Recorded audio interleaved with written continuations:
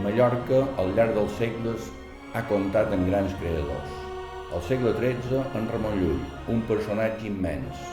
En tan sols la seva obra va fer possible que la literatura catalana es convertís en una de les més rellevants de l'Europa medieval.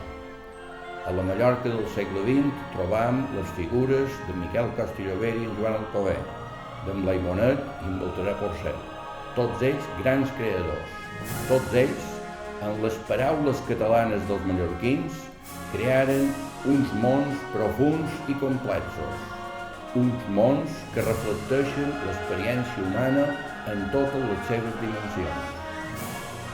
L'experiència humana dels mallorquins i també, per extensió, la de tots els europeus.